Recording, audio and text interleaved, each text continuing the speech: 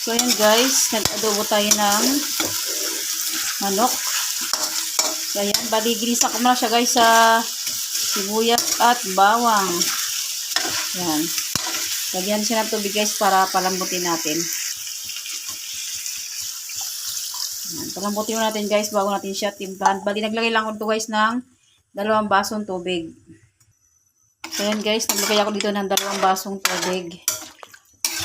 Palambutin muna natin guys yung ating manok bago natin lalagyan ng mga ricado. So balikan natin guys maya maya. Ayan guys, kumukulo na siya. Maglagay na tayo ng laurel. Saka ng paminta na durog. Yung powder guys ang nilagay kong paminta yung powder. Tapos, lagyan ko ng konting magic sarap. Tapos, toyo. Yan. Konti lang guys kasi baka mamaya maalat. So, ayan. Halo-haloin natin at patuyuin. Pwede kayo magdagdag dito guys ng asukal or Sprite. Kasi ako din ako naglalagay guys ng Sprite saka asukal kasi ayaw ng mister ko. So ayan. Tapos maglalagay tayo ng konting bitchin. Ayan.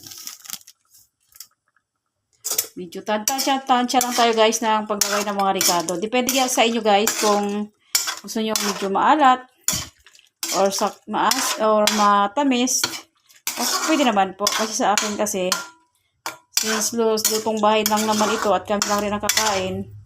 Yung ginagawa ko guys, hindi masyadong maalat. Saka isa pa, hindi lang maglalagay ng asukal.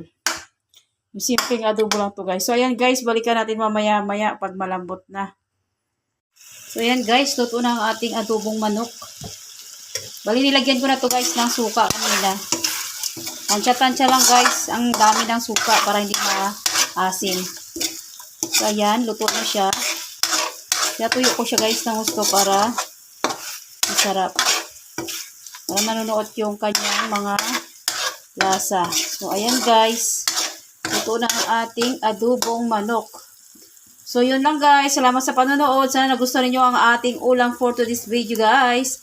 Thanks for watching. Please like, share, comments, and subscribe. God bless.